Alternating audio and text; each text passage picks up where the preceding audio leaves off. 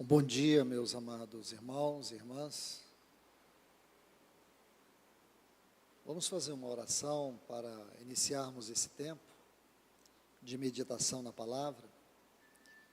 Que o nosso bom Deus possa nos encher da sua graça e que nesse tempo venhamos ter um tempo de refrigério. Vamos orar. Amado, bendito Pai, no glorioso nome de Jesus, o Teu Filho, nós nos apresentamos aqui nesta manhã, diante da Tua face, confiados na certeza da Tua presença, e te pedimos encarecidamente que o Teu Santo Espírito possa, Senhor, conduzir esta reunião. Que Teu Santo Espírito possa nos levar às águas tranquilas da revelação da Tua palavra, a uma mesa farta do derramar do Senhor, da Tua graça, da Tua misericórdia, do Teu amor. Seja esse um tempo de consolo, um tempo de refrigério, um tempo de exortação, um tempo de entrega. Senhor, que haja também curas em nosso meio, Senhor, nas nossas feridas, na nossa alma, na nossa mente, nas nossas emoções, na nossa fé. Nos livra dos desvios, nos livra desse comodismo, aviva o nosso coração, desperta-o nesta manhã, Pai. Nós te pedimos em nome de Jesus. Amém. Vamos abrir as nossas Bíblias aqui em Mateus capítulo 25, os versículos 1 a 13. Nós estamos estudando sobre as parábolas escatológicas de Mateus capítulo 24 e Mateus capítulo 25. Como tenho dito nas palavras anteriores, esse capítulo 24 do Evangelho de Mateus, do ponto de vista da exposição da escatologia, do estudo expositivo da escatologia, é um capítulo muito difícil de entender. Porque, meus irmãos, nosso Senhor, Ele colocou muitos assuntos. E esses assuntos, eles precisam ser todos colocados nos seus devidos lugares, no tempo específico, para que nós não venhamos misturar toda a profecia e fazer uma salada. Por isso, o capítulo 24 de Mateus, ele é muito delicado. Ele precisa ser examinado com muito cuidado. Quando você estuda, aqui por exemplo, vou abrir um pequeno parênteses, capítulo 25, capítulo 24, me perdoe.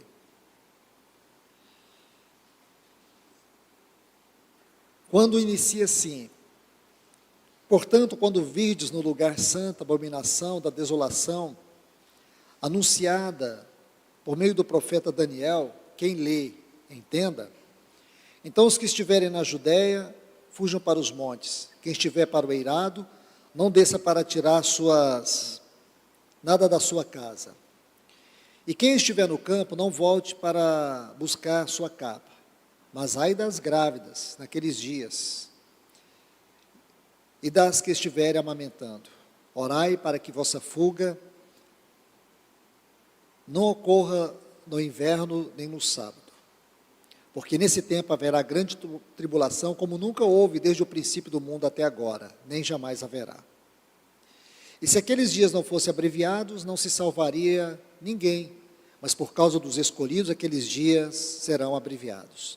Então, está vendo aqui o então? Por que eu coloco isso para vocês? Para ajudá-los na leitura. Esse então significa que agora começa uma nova sessão dentro desse capítulo.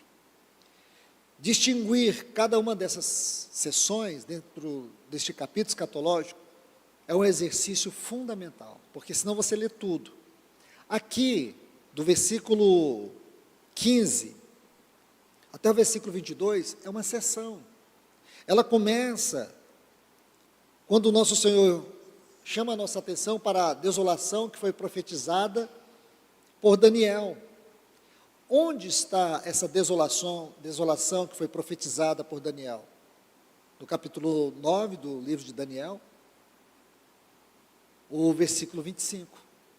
Então aí está a desolação que foi profetizada, e nós sabemos que isso é muito importante, porque essa parte do livro de Daniel compreende aquela parte das 70 semanas, e essa parte das 70 semanas é o que o nosso Senhor está falando, que vai acontecer ali, ou que aconteceu ali, por volta do ano 70, quando o general Tito invade a cidade de Jerusalém. Então, tudo que está sendo narrado nesses textos aqui, não diz respeito aos nossos dias, os dias finais, antes da volta do Senhor, mas aqueles dias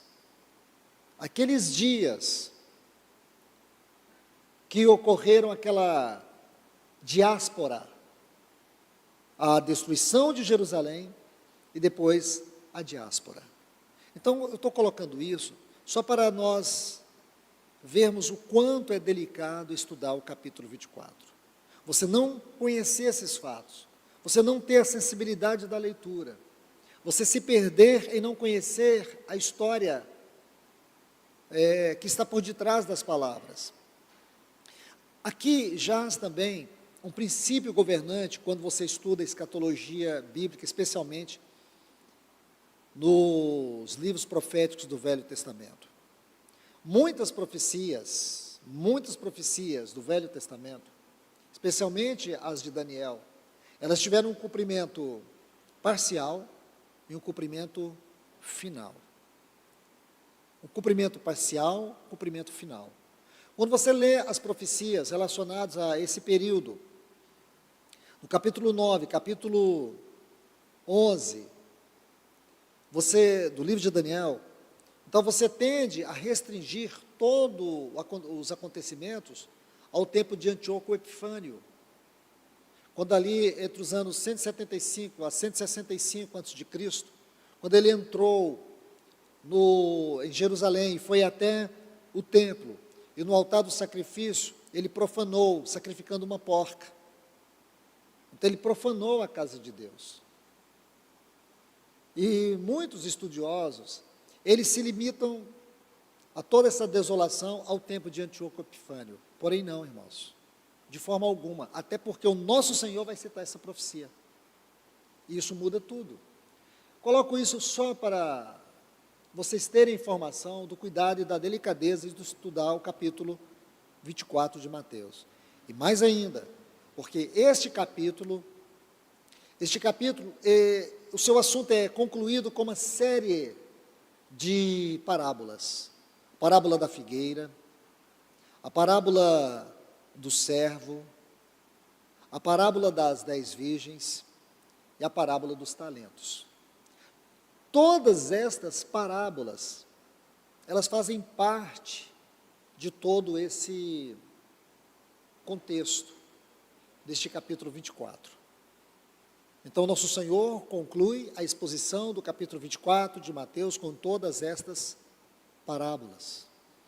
E nós estamos estudando elas.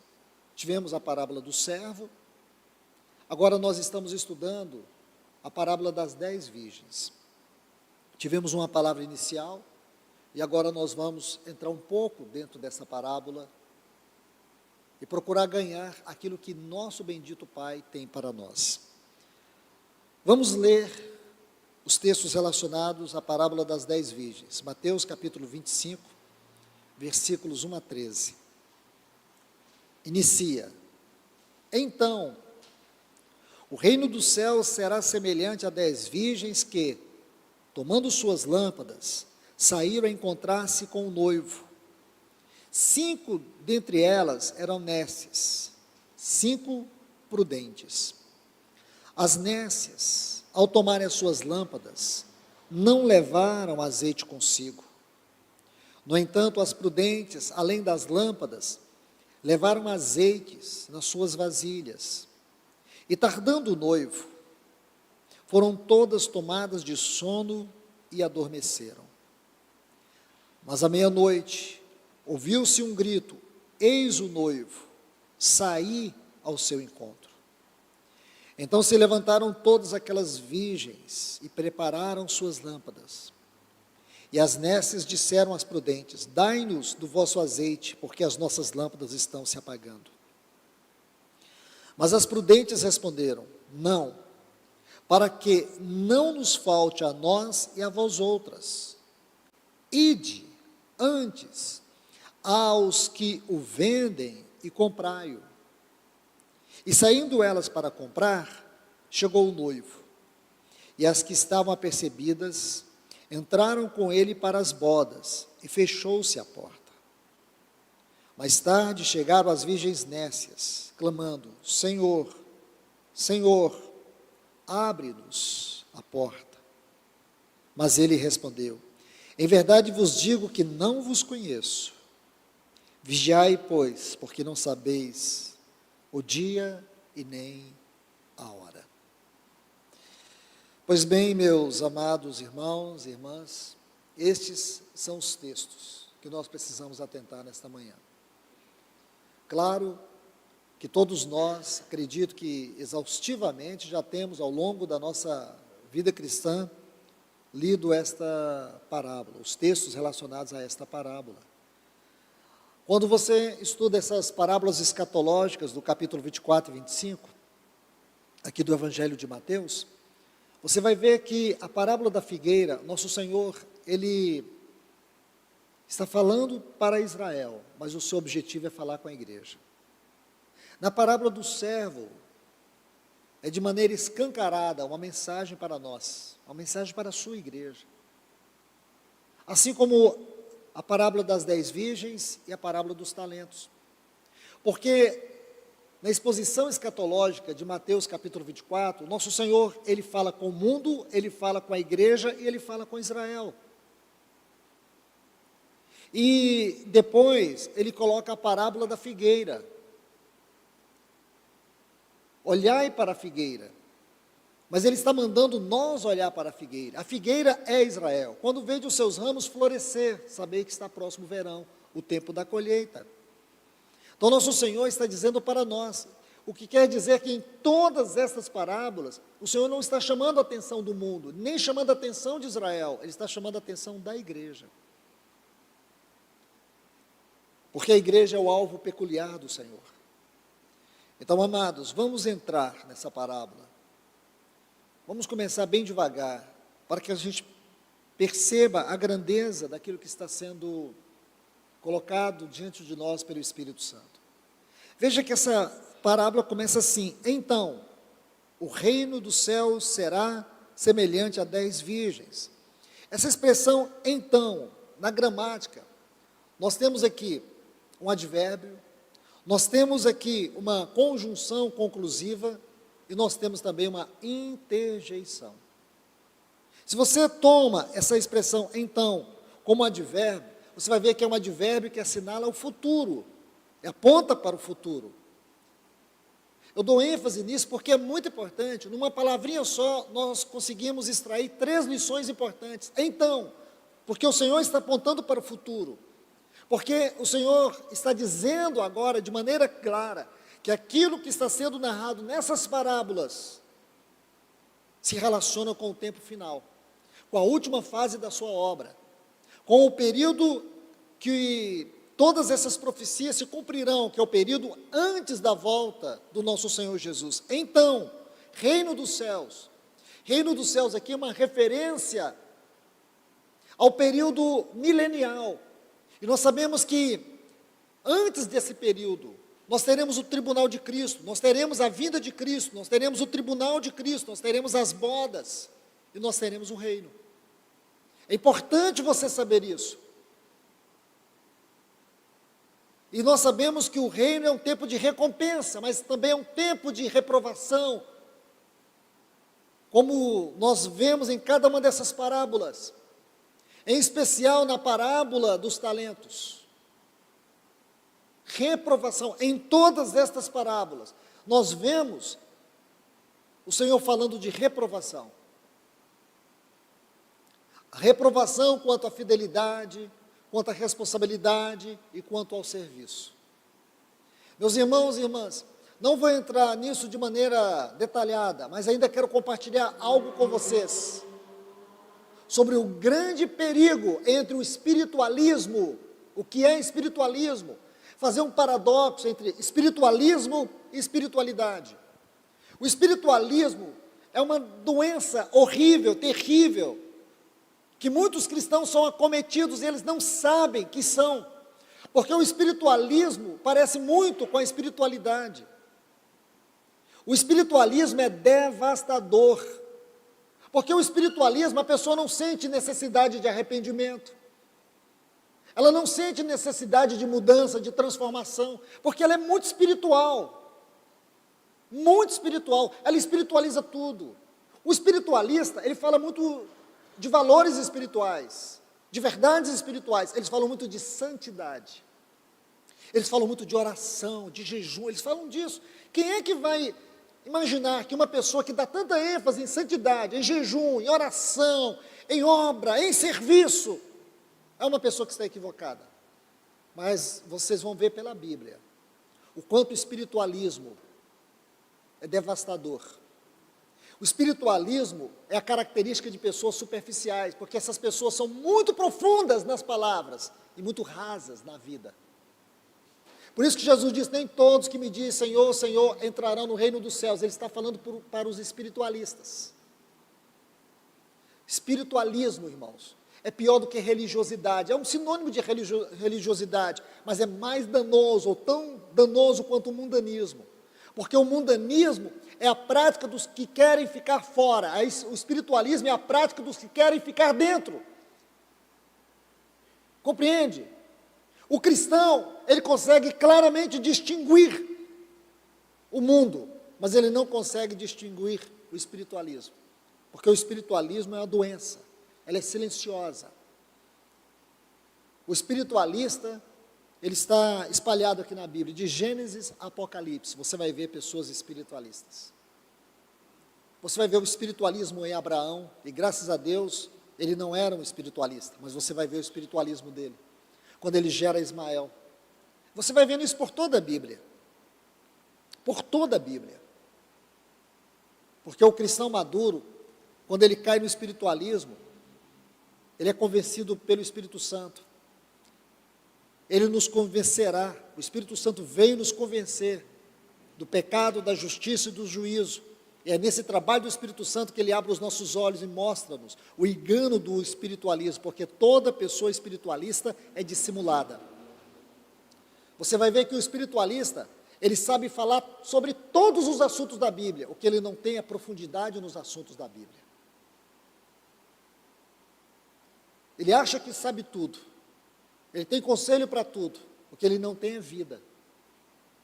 Porque quando se trata de virtudes cristãs, todos os espiritualistas naufragam. Deus tem colocado uma palavra no meu coração sobre esse assunto. Porém, eu quero trazer na medida do Senhor, no tempo do Senhor e na direção do Senhor. Então, meus irmãos, o assunto do reino dos céus é um assunto que divide para nós a espiritualidade do espiritualismo, da dissimulação e da verdade.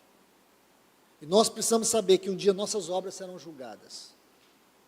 Não adianta eu e você corrermos disso, que um dia todos nós vamos comparecer no tribunal de Cristo, e nossas obras serão julgadas. O Senhor não vai julgar o quanto de coisas você fez, mas o caráter daquilo que você fez. Não é se você diz Senhor, Senhor, mas como você viveu a vida devocional.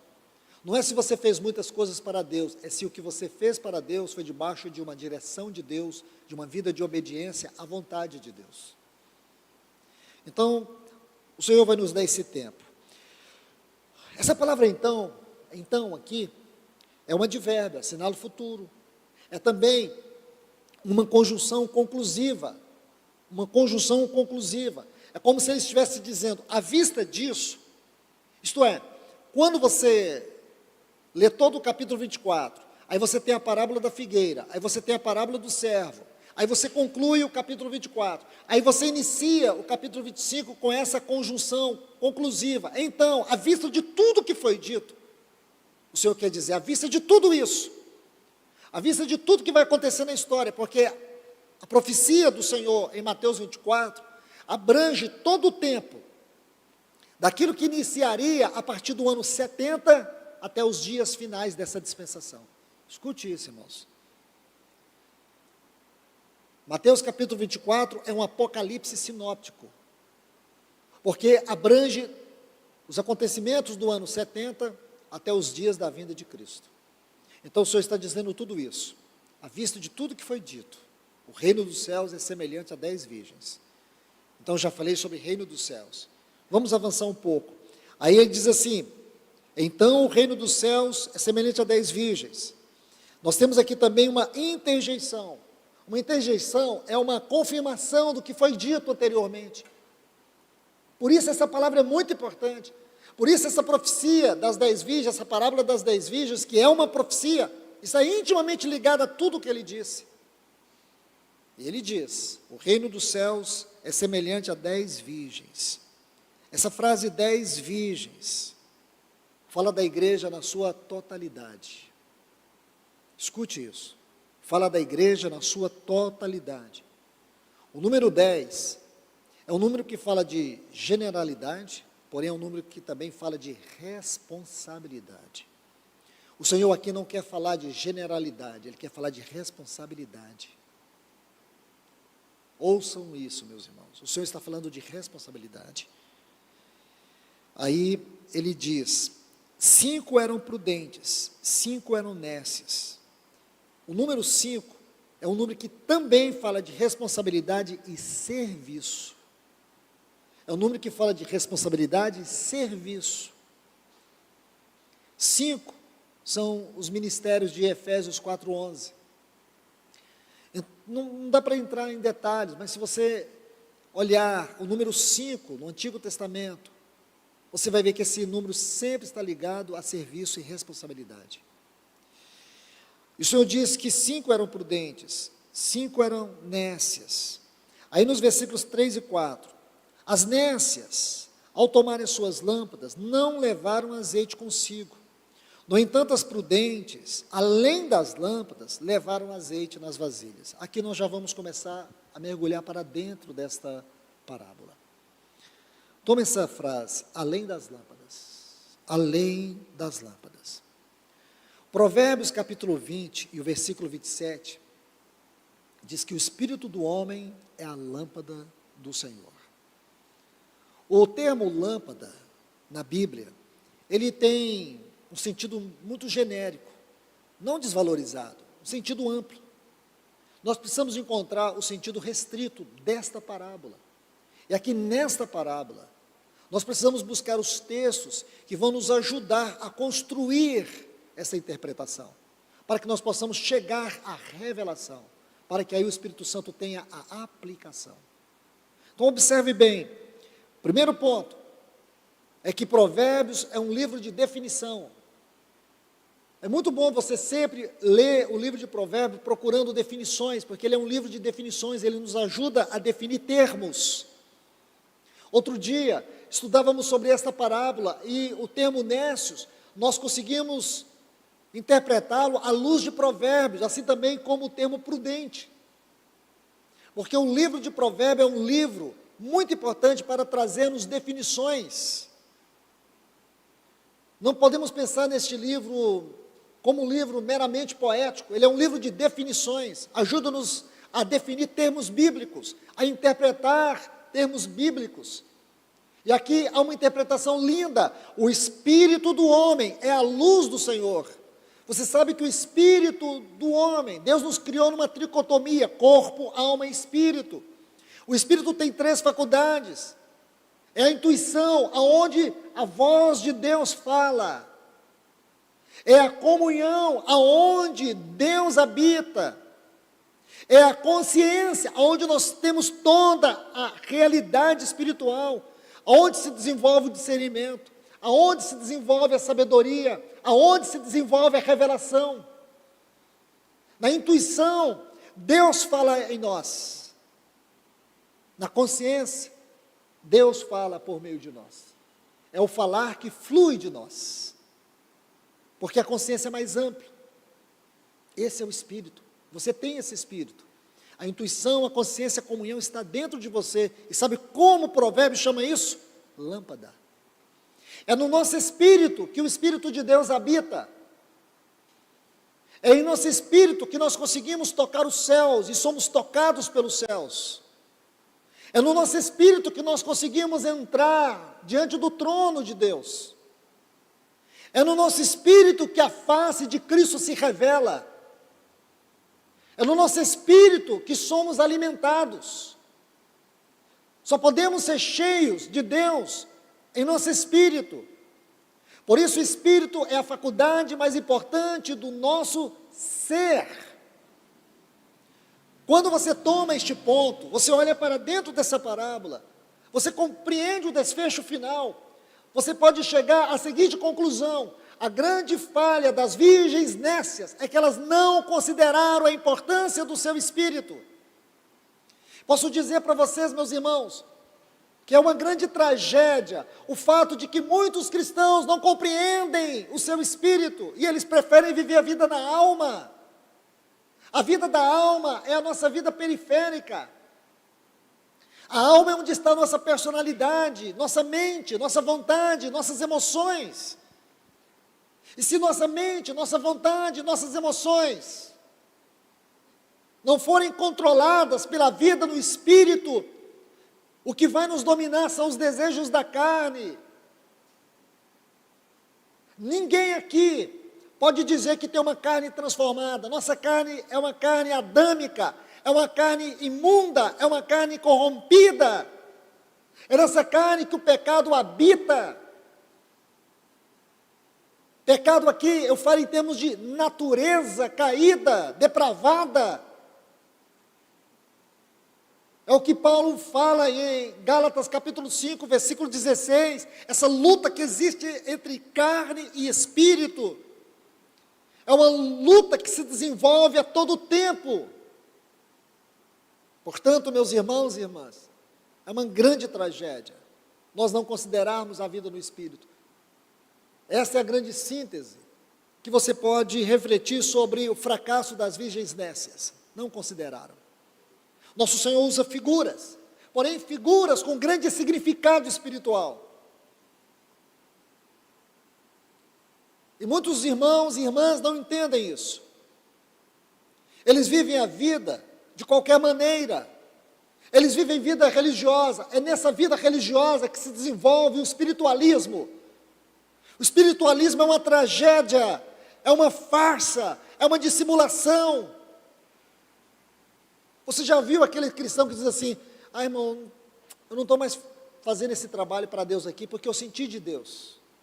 Quantas vezes pessoas fazem isso? Quantas vezes pessoas abandonam o trabalho, abandonam a obra, abandonam o serviço, porque eles dizem sentir de Deus. Deus nunca vai colocar esse sentimento para você retroceder, para você abandonar a obra, para você deixar de fazer aquilo que você estava fazendo para Ele. Nunca.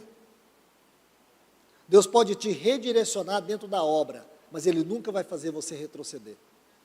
Retroceder é uma obra do diabo. Eu conheço muitos irmãos que falam assim: ah, Luiz, eu estou sentindo de Deus que está na hora de parar. Parar?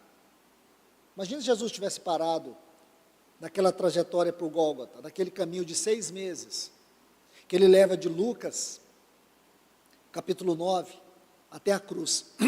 Imagine, se Ele tivesse parado. Ele não parou. Imagina se Paulo tivesse parado, naquele período que ele teve um ministério, uma vida, constituída de 3 períodos de 11 anos. 11 anos que ele passou no anonimato, 11 anos que ele passou no serviço, e 11 anos, que é a última fase que ele passou a maior parte em prisões. Imagina se ele tivesse parado na metade do caminho. Meus irmãos, só o diabo que quer que eu e você retroceda. Não, Senhor. Mas o espiritualista diz: eu senti de Deus. Sabe por quê? O espiritualista, ele é uma pessoa que ele caminha de maneira individual, ele é individualista, ele não anda numa comunhão plural. O individualista, ele não ouve as pessoas, ele gosta que as pessoas ouvem ele, porque todo espiritualista acha que é um grande conselheiro. Ele acha que todo mundo tem que ouvir, porque ele sabe muito, ele tem muito. Tem muitos pigmeus espirituais, ou espiritualistas, que acham que tem muita experiência para passar. Irmãos, nossa experiência não vale nada, a nossa vida tem que ser constituída da experiência de Cristo e da experiência de viver Cristo. Experiência baseada em fracassos, em vitórias, seja lá o que for, não constitui nada se a nossa experiência não está baseada em Cristo ou em viver Cristo. A experiência de Cristo é a experiência de viver Cristo. Cristo tem que ser a total suficiência da nossa vida. Então, meus irmãos, vou bater muito nesse ponto, até que a gente possa estudar isso de maneira profunda, porque tem sido um engano na vida de muitas pessoas. Ao longo da minha vida, eu pude ver muitas pessoas caírem, retrocederem, fracassarem totalmente, porque foram sugados pelo pântano do espiritualismo. Já ouvi espiritualista dizer assim: eu estou sentindo de não mais ir aos cultos.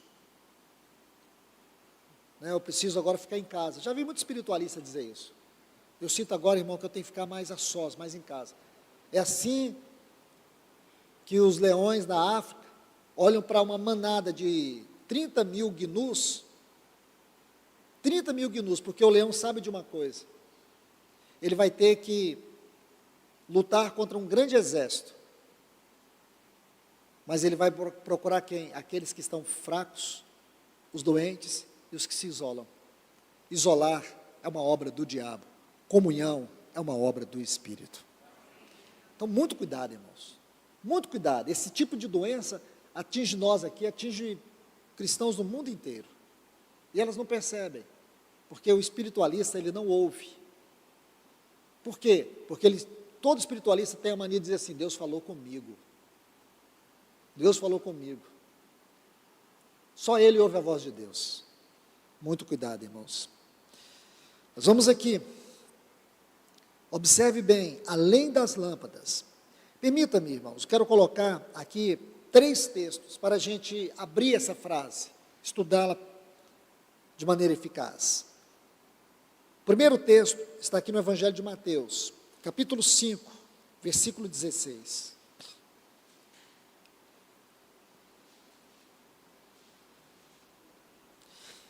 Mateus 5,16 diz: assim brilhe a vossa luz diante dos homens, de tal modo que vejam as vossas boas obras e glorifiquem vosso Pai que está nos céus. Vamos lendo os outros textos, depois faço as aplicações. Lucas capítulo 12, o versículo 35.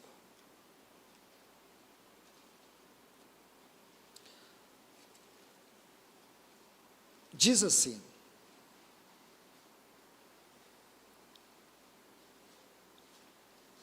Lucas capítulo 12 e o versículo 35. Estejam cingidos os vossos lombos e as vossas lâmpadas acesas. Estão vendo? Estejam cingidos os vossos lombos e as vossas lâmpadas acesas. Agora vamos para Filipenses, o capítulo 2, versículo 15.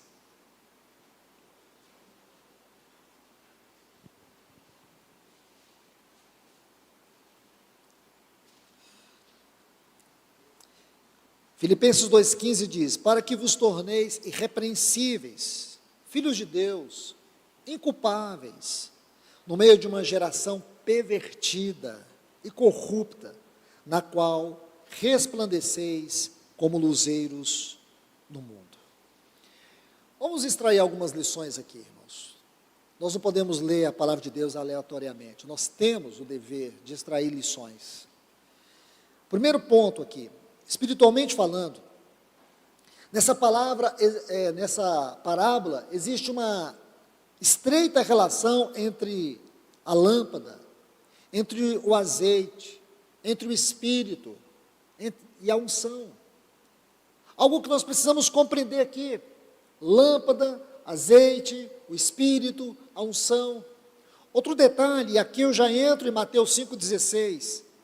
O que esse texto vai dizer para nós é muito claro. Assim resplandeça a vossa luz, como um testemunho. Que luz, irmãos? Se nós temos Provérbios 20, 27, então para nós está muito claro. Nós não precisamos ficar vagueando em pensamentos. Podemos traduzir esse texto à luz de Provérbios 20, 27. A vida em nosso espírito, ela precisa fluir diante dos homens. Diante dos homens. Para que vejam as vossas boas obras. Nunca interpretem boas obras como filantropia. É um erro, para não dizer uma heresia. Boas obras aqui não é simplesmente filantropia, ou não é essencialmente filantropia. Boas obras aqui tem a ver com as virtudes morais de Cristo Jesus, que tem formado o nosso caráter espiritual. Boas obras aqui, e se você pegar o contexto desse texto, e aonde ocorrer esses textos, se referindo a boas obras, tem a ver com testemunho. Testemunho não é simplesmente limitado a uma vida moral, mas é o quanto de Cristo flui na nossa vida, no nosso serviço. É o que esse texto está dizendo. É aquilo que flui de nós, que leva as pessoas a glorificar, ou Deus receber a glória. Meus irmãos e irmãs, vamos traduzir isso da seguinte maneira: Deus está recebendo a glória por aquilo que você vive, por aquilo que você serve. A maneira como você tem servido, Deus tem sido glorificado. Esse é o ponto-chave desse texto. Essa frase, resplandeça a vossa luz. Será que a nossa vida espiritual, nos leva a servir diante dos homens, e Deus é glorificado? Porque se Deus não está sendo glorificado em minha vida, na tua vida, significa que nós somos como essas virgens nécias, a luz está apagando. Outro texto, onde diz: cingido os vossos lombos e acesas as vossas candeias. Eu gosto muito desse texto, nesse ponto, quando ele diz assim: cingido os vossos lombos, porque ele nos arremete para Êxodo capítulo 12, versículo 11. Você se lembra? Esse texto de Êxodo, capítulo 12, versículo 11, quando o povo de Israel estava celebrando a Páscoa, quando eles foram celebrar a Páscoa. Parece algo inusitado, mas Deus dá uma ordem para eles. E a ordem que Deus deu para eles é: comereis, vocês vão comer essa Páscoa. Vocês vão comer essa Páscoa, lombos cingidos, sandálias nos pés, cajado na mão. O que significa isso, irmãos? Paulo, quando ele fala da mesa do Senhor, porque a Páscoa é uma tipologia da mesa do Senhor, é uma tipologia da obra da cruz. A mesa do Senhor revela para nós o quê? A obra da cruz, ou a glória da obra da cruz, o triunfo da cruz. Aí Paulo, quando ele está fazendo essa abordagem em 1 Coríntios, capítulo 11, a partir do versículo 23, ele diz, concernente à mesa do Senhor, que quando fizermos isso, devemos anunciar a volta do Senhor até que Ele venha. Na mesa tem que ter essa mensagem: o Senhor está voltando. Nós não comemos só porque o Senhor morreu por nós, nós comemos tendo a esperança que Ele está voltando para nós. A escatologia e a redenção se encontram na mesa do Senhor. Portanto, meus amados irmãos e irmãs, Lucas diz: estejam cingidos os vossos lombos e acesas as vossas candeias. Pegando este texto de Êxodo 12, 11, nós temos aqui um quadro só, daquilo que Lucas está dizendo. E se você estuda o capítulo 12 de Lucas, você sabe que esse capítulo é escatológico. Ele é um capítulo de advertência, de exortações. Essas palavras são exortações, lombos cingidos. É uma outra maneira de dizer: estejam preparados para suportar. Irmãos e irmãs, escute o que eu vou te dizer agora. Nós precisamos nos preparar para suportar esses dias finais. Esses serão os piores dias da nossa vida. Se alguém está te prometendo um jardim, se alguém está te prometendo felicidades, se alguém está dizendo para você que tudo vai melhorar, que a economia vai prosperar, pode prosperar, porém espiritualmente as trevas vão invadir essa terra com mais intensidade. Você pode melhorar de vida, você pode ser promovido no seu trabalho, você pode ganhar muito mais dinheiro do que você já tem, porém eu quero te dizer, isso não fará nenhuma diferença. Os dias serão dias de trevas. Ou então nosso Senhor não está voltando. Ou então, irmãos, vamos simplesmente relaxar, Ele não está voltando. Ele não está voltando para a nossa geração. Será que é assim mesmo, irmãos? Porque para onde eu olho, eu consigo enxergar um cenário que é descrito pela palavra de Deus, como um cenário que antecede a volta do nosso Senhor. Isso não é sensacionalismo, irmãos. Nós não podemos ser aqueles vasos, aqueles atalaias que só chega atrasado. Lembra que quando os muros de Jericó caíram, Deus mandou o povo gritar antes. Eles deram o grito e os muros caíram. Muitas pessoas querem gritar depois que a tragédia acontece. Os atalaias têm que avisar antes. Seja uma atalaia, avise antes. Irmãos e irmãs, essa é a palavra do Senhor. Nós precisamos estar atentos, nós temos que estar preparados, porque dias maus, eles não vão chegar, eles já chegaram. Nós estamos vivendo um cenário horrível, um cenário de horror, no sentido moral, no sentido espiritual. Então ouça isso: cingidos os vossos lombos e acesas as vossas candeias. Essa frase não é o que nos diz Mateus capítulo 25, nessa parábola das 10 virgens. Estejam preparados. E sabe o que ele quer dizer aqui? Uma outra maneira de dizer cingir os vossos lombos, ou estar preparado. Mantenha a unção, mantenha a vida no Espírito. Não deixe a vida apagar, não deixe a luz apagar, não perca a unção, não perca o poder do Espírito, não perca a vida no Espírito. Essa é outra maneira de dizer, de traduzir esse texto. Meus irmãos, isso tem que ser contínuo, porque não é fácil. O Senhor não disse para nós que é fácil.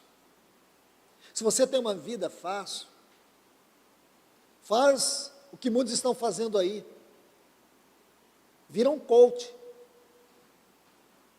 que hoje é a moda. Vira coach, fala como viver uma vida fácil, uma vida tranquila, uma vida cheia de paz. A Bíblia nunca disse isso, irmãos. Jesus disse que Ele é a nossa paz. A Bíblia diz que Ele é a nossa paz. Nossa paz não é um estado em nossa alma. Nossa paz é uma pessoa habitando o nosso espírito. Ele é o príncipe da paz. Nossa paz é a paz de Deus e a paz com Deus. A paz com Deus é porque fomos reconciliados com Ele.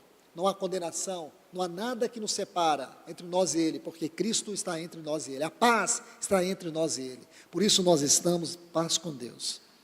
E como diz Filipenses capítulo 4, paz de Deus. Agora essa paz nos habita. Essa paz que nos livra da ansiedade, da depressão.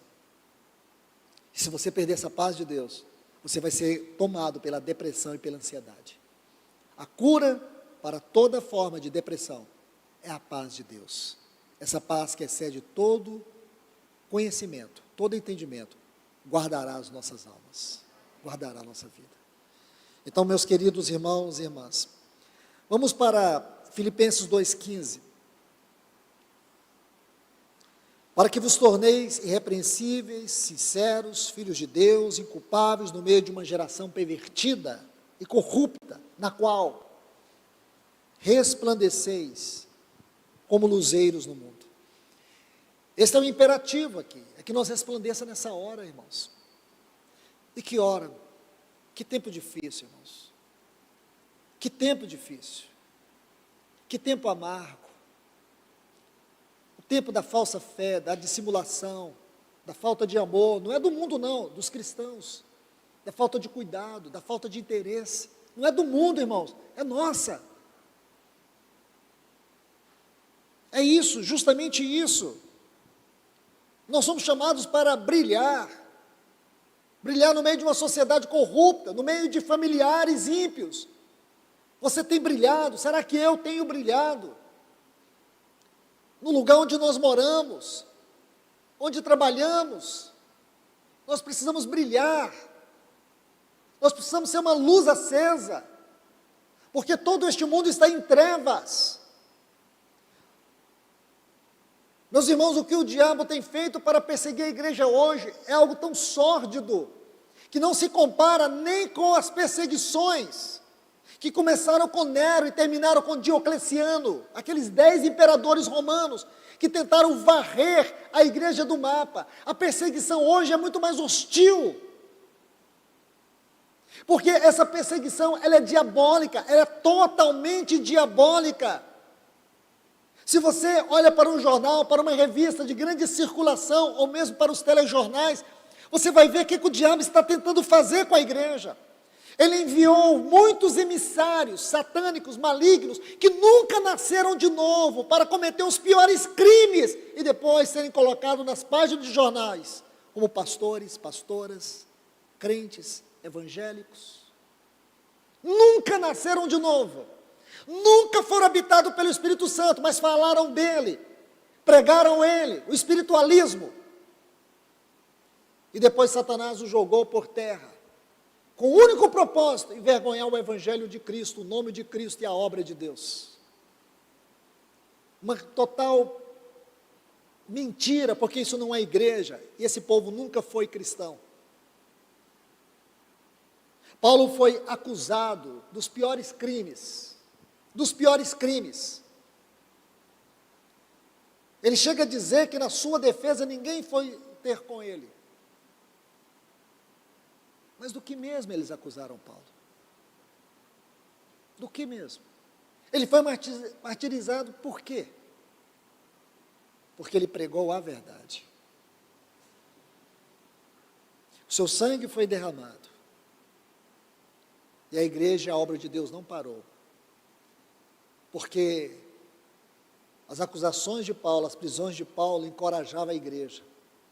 As prisões desses emissários satânicos, que tinham uma caricatura evangélica, nos envergonham, não nos encorajam.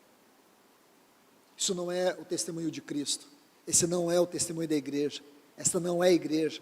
Evangélico hoje é termo genérico, serve para qualificar qualquer tipo de pessoa que diz que tem uma fé em Deus.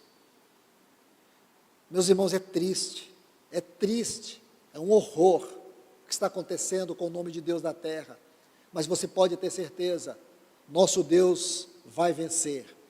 Todo mal, toda maldade será colocada debaixo dos seus pés, e o próprio Satanás será colocado debaixo dos pés da igreja do nosso Senhor Jesus. Como Paulo diz em Romanos capítulo 16, versículo 20, que o Deus de paz esmagará Satanás debaixo dos nossos pés. Toda mentira, todo engano, um dia será esmagado. Nosso Deus triunfará, os céus vão se abrir, e o nosso Senhor Jesus voltará, e Ele virá para poder tirar a sua noiva dessa terra. Chegará um dia, irmãos, que haverá desespero, haverá angústia, porque muitas pessoas que nunca nasceram de novo vão acordar e não vão te encontrar, não vai encontrar sua vida.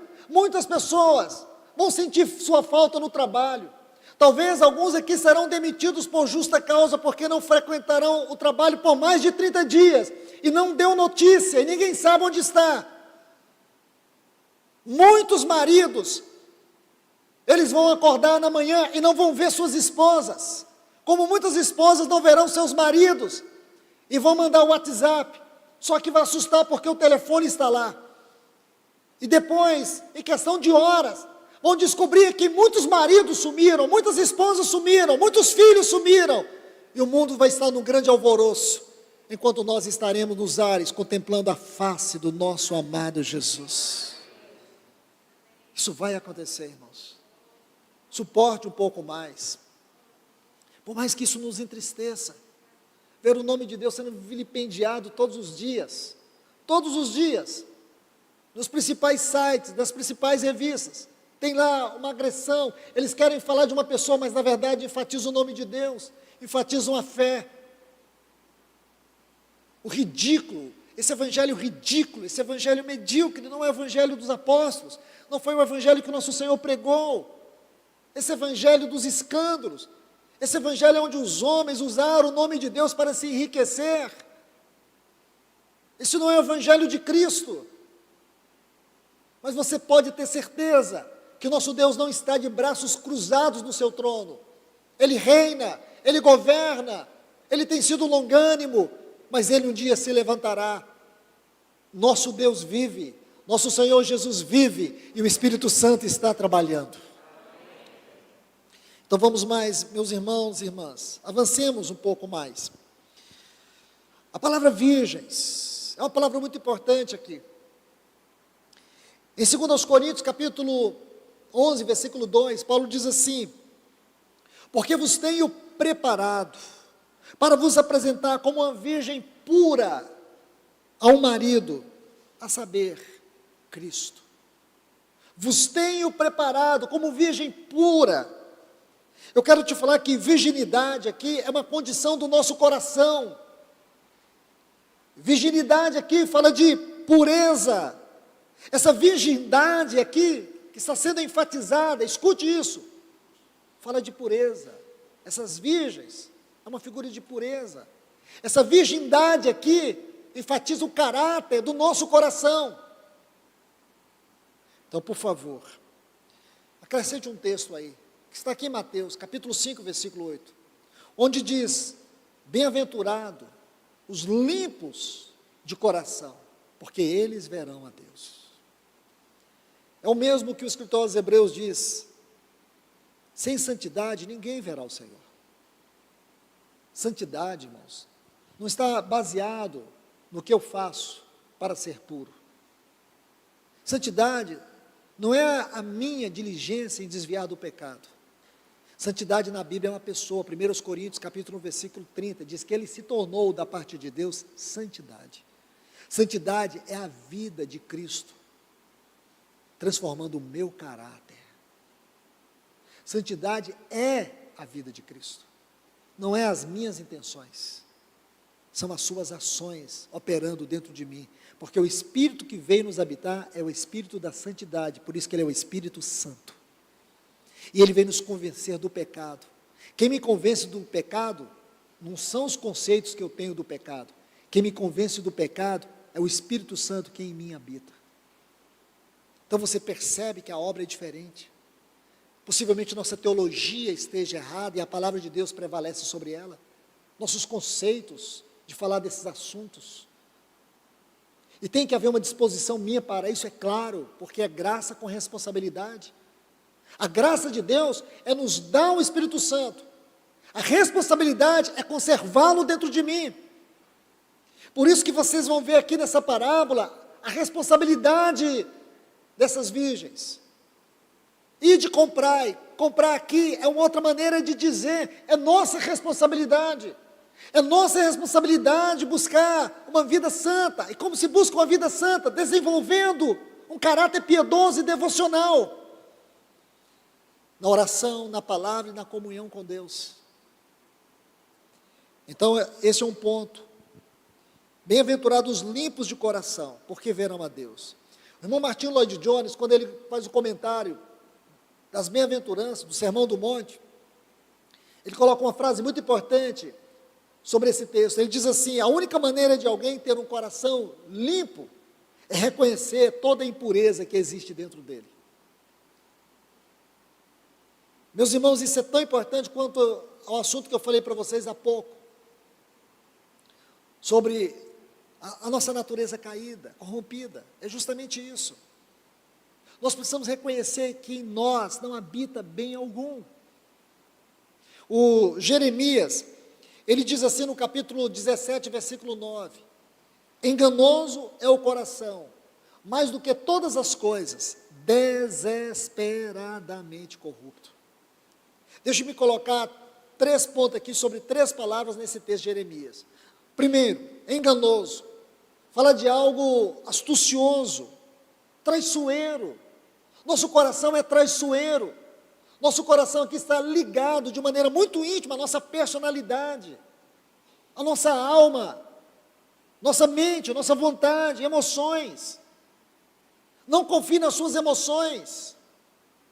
Não confie na sua vontade, não confie na sua mente, porque a mente é a porta para as suas emoções, para o seu homem interior. Aí ele diz desesperadamente, nosso coração ele está mergulhado em desespero. Aqui é uma outra tradução no hebraico, extremamente aflito. E por último, traz o sentido também de sem esperança. Não há esperança para um coração corrupto, caído, que não se entrega a Deus. E por último ele diz corrupto. A palavra aqui, o sentido dela no hebraico é estar doente, estar fraco. Então você não pode confiar no seu coração, porque você pode se enganar. Por isso é importante a vida no Espírito. Vamos um pouco mais. O azeite. Voltando para Mateus capítulo 25, os versículos 3, 4 e 8, eu quero ler esses textos, eu gostaria de ler esses textos com vocês.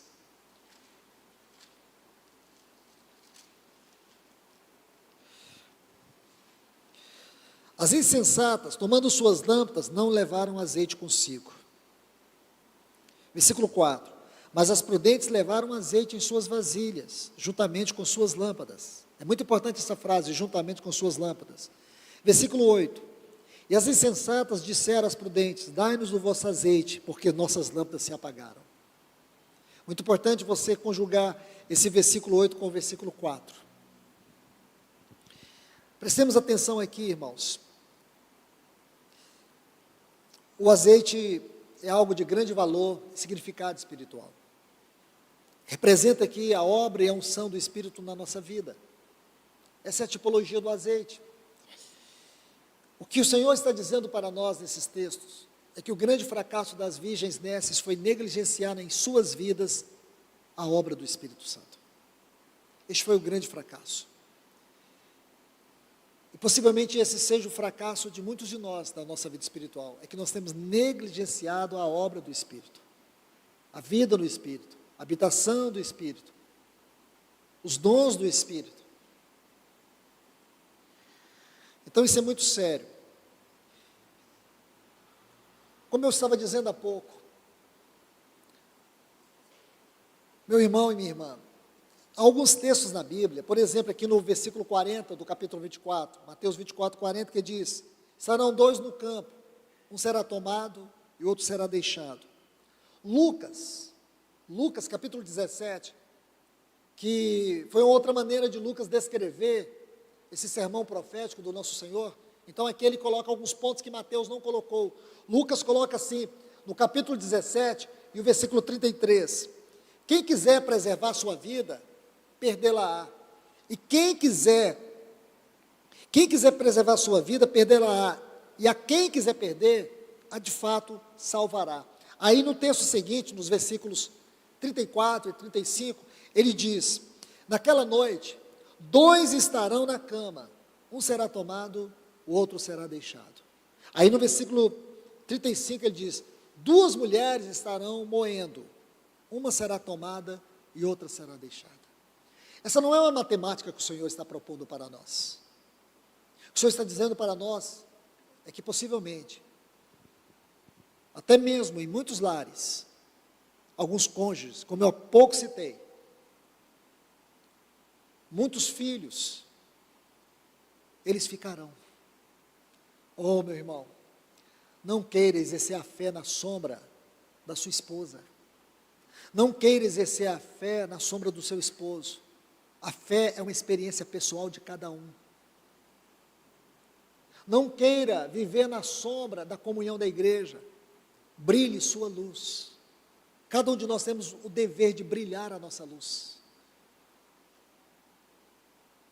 Não vamos ficar na sombra dos outros. Deus vai julgar cada um. 1 Coríntios capítulo 3, vai lá e sublinha na sua Bíblia, quantas vezes ocorre a frase, cada um, a obra de cada um, leia lá 1 Coríntios capítulo 3, isso é importante, irmãos, é uma solene exortação para nós. Nós precisamos abrir os nossos ouvidos agora e dizer, Senhor, fala dentro de mim, porque isso é sério. Você não preservar a obra do Espírito, deixar essa obra ir apagando, não é o que diz Paulo em Efésios 4:30, não entristeçais o Espírito Santo, no qual fostes selados para o dia da redenção. Essa palavra para, se você entrar no verdadeiro sentido dela, no texto grego original, é até o dia. Isso corrobora perfeitamente com aquilo que ele escreveu aos Filipenses no capítulo 1, aquele que começou em vós a boa obra, ele vai concluir até o dia de Cristo. O Espírito Santo vai concluir a obra a qual ele foi determinado a fazer. Agora, nós estamos cedendo, nós estamos dando lugar, nós estamos preservando, nós estamos preocupados em nos encher. Se você fracassou, se você caiu, levante-se, vá aos pés do Senhor, trate sua vida com Ele, não se acomode com as suas falhas, com os seus fracassos, não esconda os seus pecados. Você precisa, não é arrepender do que você faz, você precisa arrepender de quem você é. Isso tem que ser contínuo. Não podemos chegar diante de Deus se não temos um coração arrependido e uma convicção sincera dos nossos pecados. E não adianta confessar pecados que nós amamos, porque quando você confessa pecados que você ama, significa que você nunca os abandonará. Peça ao Espírito Santo que gere em você um ódio por esse pecado que te escraviza. Confesse esse pecado abertamente, mas não confesse porque você está com remorso. Não confesse porque os dias são maus.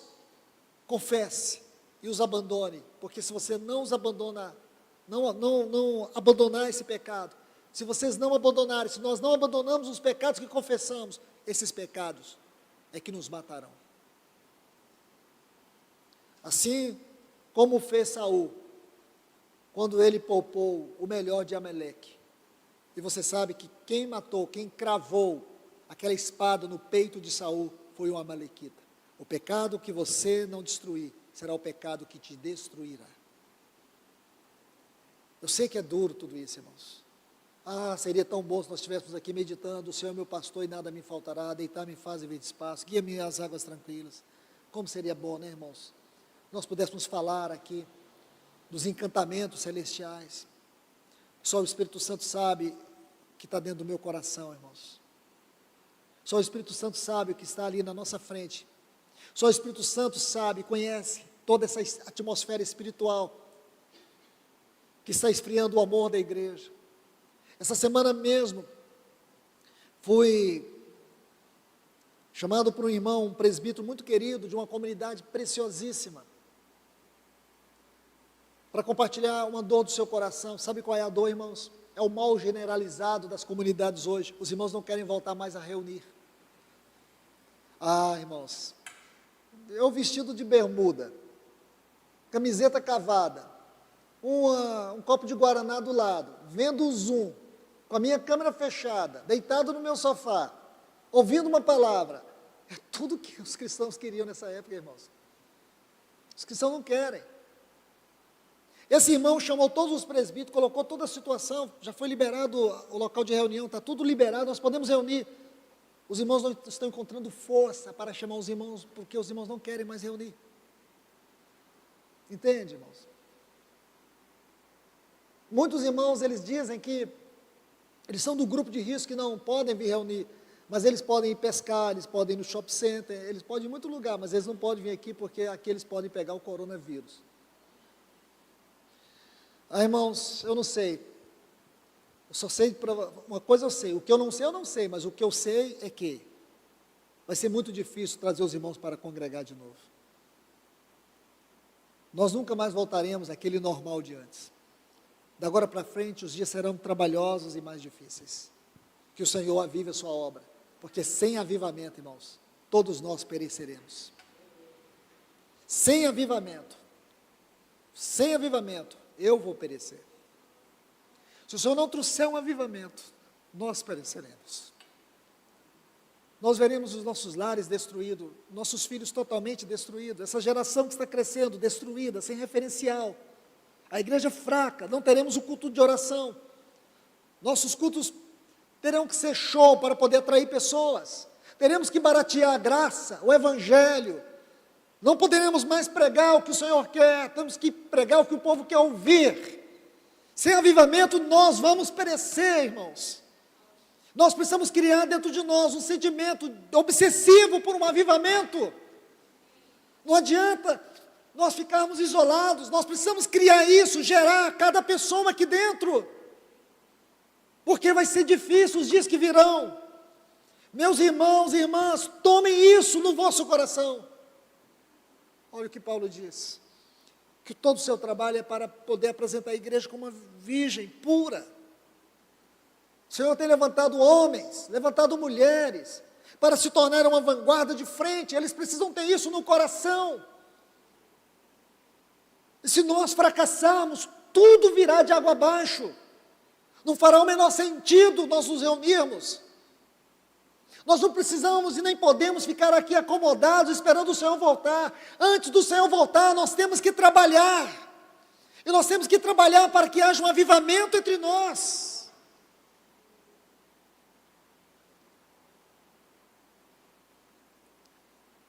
Então é muito triste você ler textos como esse. Estarão dois no campo, um será tomado, outro será deixado. Estarão dois numa cama, um será tomado, outro será deixado. Duas estarão moendo, uma será tomada, outra será deixada. Meus irmãos, que haja em nós, como houve quando o povo de Israel saiu do Monte Sinai. Vocês se lembram? Números capítulo 10 e 11, lembre-se disso, quando eles saíram do Sinai. O que Deus fez? Deus colocou eles em grupos, colocou 4 grupos. Esses grupos saíram. Primeiro saiu aquele grupo que levou a arca, depois saiu o grupo que levou os utensílios do tabernáculo, e assim cada um saiu marchando, um após o outro.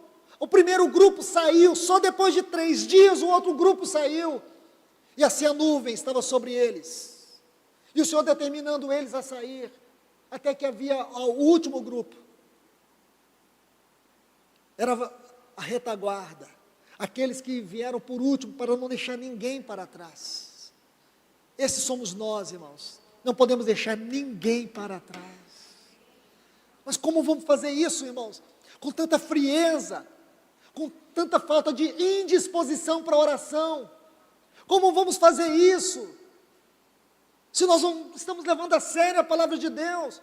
Como vamos fazer isso se estamos centrados em nós mesmos? Em nos salvar nesse mundo, em sobreviver nesse mundo. Se o Senhor não abençoar o seu trabalho, você não terá pão para comer, você terá dívidas para pagar. Se o Senhor não abençoar a sua mão, seu trabalho não será frutífero. Nós dependemos, irmãos, não é da nossa capacidade, nós dependemos é da bênção do Senhor na nossa vida, da sua boa mão nos conduzindo. Confia no Senhor. Ele vai mover céus e terra para poder te sustentar, para poder suprir suas necessidades. Os cristãos primitivos, eles eram muito mais pobres do que nós. Muito mais pobres. E o Senhor cuidou de todos. Se você estuda a história dos cristãos primitivos, muitos pais foram mortos nas perseguições. Os filhos ficaram abandonados? Nunca. Sabe o que eles faziam, irmãos? Os filhos eram cuidados pelos irmãos. Eles eram adotados pelos irmãos. E o Senhor provia alimento para todos. E hoje eu vejo um desespero, uma obsessão. E as pessoas estão dizendo que não tem tempo. Essa é a maldição da nossa geração, falta de tempo. Deixe-me concluir, irmãos, pelo menos com mais um ponto. Versículo 5, que tardando o noivo, foram todas tomadas de sono e adormeceram. Eu quero parar nesse ponto, porque eu preciso colocar esse ponto antes da gente ir embora. Eu quero colocar esse ponto com Mateus 24, 12, que diz assim: por se multiplicar a iniquidade, o amor de muitos esfriará. Diz que o noivo tardando, esse sentido aqui não é pejorativo. O noivo demorou. E nós sabemos que o Senhor, já fazem 2000 anos que Ele partiu. E nós estamos aqui, e diz que todas as virgens dormiram, o sentido aqui que todas elas estiveram em um estado. Eu quero colocar um texto que pode nos ajudar. Aqui em 2 Tessalônica, capítulo 2, versículo 3, e diz: ninguém de nenhum modo vos engane, porque isso não acontecerá sem que antes venha a apostasia. É essa apostasia, que tem a ver com esse sono. Nós estamos vivendo esse sono da apostasia. Todos nós estamos debaixo deste sono. Talvez você não esteja dormindo como um apostata, mas você está no tempo da apostasia. Eu estou no tempo da apostasia. Talvez você não seja um apostata, mas você tem que concordar que esse tempo é o tempo da apostasia. Da grande apostasia, da apostasia profética. É esse o tempo. E aqui você vai ver algo muito sério sobre o esfriamento do amor. A palavra amor aqui é ágape. É o amor que tem a ver com a essência do ser de Deus. E não é o esfriamento do amor de Deus por nós, é o esfriamento do amor de Deus em nós. Este é o sentido, irmãos. Se você consegue agarrar com força essa frase, você vai entender esse texto. Não é o amor de Deus por nós que está esfriando, é o amor dentro de nós, é o amor de Deus dentro de nós que está morrendo, como este azeite que está secando. Preste atenção nisso. Nosso Senhor, Ele vai falar de alguns acontecimentos proféticos antes da sua vinda. Falsos cristos, falsos profetas, abalos sísmicos, guerras. Porém, existe um aqui que, para mim, é muito sério. É o esfriamento do amor.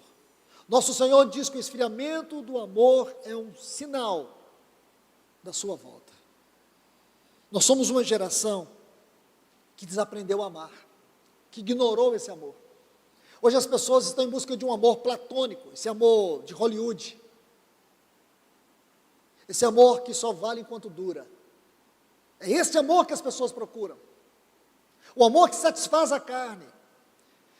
Meus irmãos e irmãs, é urgente que nós venhamos fazer uma revisão de 1 Coríntios capítulo 13, porque ali fala sobre o amor. Ali fala de um amor verdadeiro, o amor que é Deus. Esse não é apenas o amor que é Deus, mas é o amor de Deus, como está em Romanos 5,8, que foi derramado para dentro de nós. Esse amor nos habitou. E aqui Paulo vai falar, em 1 Coríntios 13, deste amor. Um amor paciente, que não perde, e não se perde, nem esfria diante da primeira crise, da primeira frustração. Um amor que não se comporta de forma inconveniente, mas ele é altruísta. Um amor que não se abala e nem se apaga. Eu já ouvi várias vezes esse ano, de alguns cônjuges, dizendo que o amor acabou. Vários. Conversei com um irmão que o casamento dele estava acabando. Sabe o que ele disse para mim? O meu amor acabou. Eu falei: você é um mentiroso. Eu disse para ele: você é um mentiroso. Você me enganou, você enganou sua esposa, você enganou todo mundo. Porque você disse no dia do seu casamento que você amava sua esposa. Seu casamento não acabou por falta de amor, seu casamento acabou porque você é um mentiroso. Você não foi verdadeiro. Porque a palavra de Deus diz que o amor jamais acaba. O amor jamais acaba. O amor esfria.